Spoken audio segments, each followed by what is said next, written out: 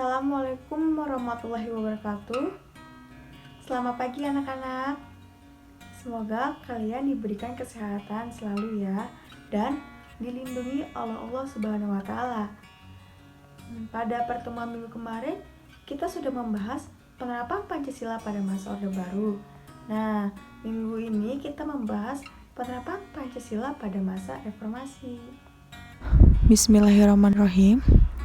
Latar belakang terjadinya reformasi adalah krisis finansial Asia atau krisis moneter yang menyebabkan ekonomi Indonesia melemah dan semakin besarnya ketidakpuasan masyarakat Indonesia terhadap pemerintahan pimpinan Soeharto saat itu, yang menyebabkan terjadinya demonstrasi besar-besaran yang dilakukan berbagai organ aksi mahasiswa di berbagai wilayah Indonesia.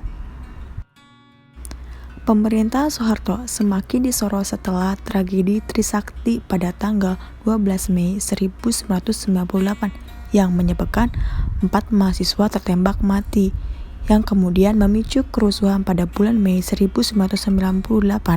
Sehari setelahnya, gerakan mahasiswa pun meluas hampir di seluruh Indonesia di bawah tekanan yang besar dari dalam maupun luar negeri. Soeharto akhirnya memilih untuk mengundurkan diri dari jabatannya. Era reformasi atau pasca Soeharto dimulai pada pertengahan tahun 1998, tepatnya saat Presiden Soeharto mengundurkan diri pada tanggal 21 Mei 1998 dan digantikan Wakil Presiden B.J. Habibie. Kepemimpinan tersebut dimanfaatkan untuk mereformasi segala tatanan pemerintahan terdahulu. Langkah-langkah yang diambil oleh Habibie yaitu: yang pertama, membentuk Kabinet Reformasi pada tanggal 22 Mei 1998. Yang kedua, memperbaiki sistem ekonomi dengan menaikkan nilai tukar rupiah dan rekonstruksi perekonomian nasional. Dan yang ketiga, mereformasi bidang politik. Keempat, mengeluarkan Undang-Undang Nomor 9 Tahun 1998 tentang kemerdekaan menyatakan pendapat di muka umum. Kelima, menyelesaikan masalah dui fungsi ABRI. Keenam, mereformasi bidang hukum. Dan yang ketujuh, mengadakan sidang istimewa MPR untuk membuat ketetapan-ketetapan baru. Pada masa reformasi, penerapan Pancasila sebagai dasar negara dan pandangan hidup bangsa terus menghadapi berbagai tantangan.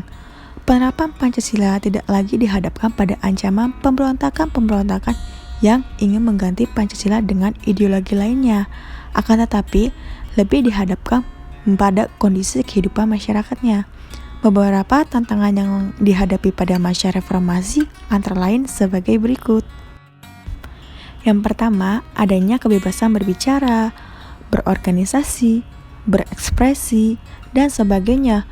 Di satu sisi dapat memacu kreativitas masyarakat, namun di sisi lain berdampak negatif yang merugikan bangsa Indonesia sendiri.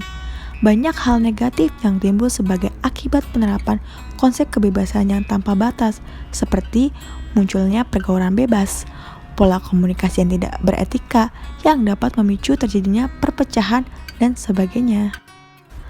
Tantangan lainnya adalah menurunnya rasa persatuan dan kesatuan di antara sesama warga yang ditandai dengan adanya tawuran pelajar dan tindakan kekerasan yang dijadikan sebagai alat untuk menyelesaikan permasalahan dan sebagainya.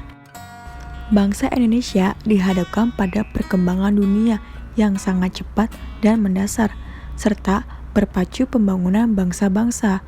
Dunia saat ini sedang terus dalam gerakan mencari tata hubungan baru, baik di lapangan politik, ekonomi, maupun pertahanan keamanan, sehingga kewaspadaan dan kesiapan harus ditingkatkan untuk menanggulangi penyusupan ideologi lainnya yang tidak sesuai dengan Pancasila.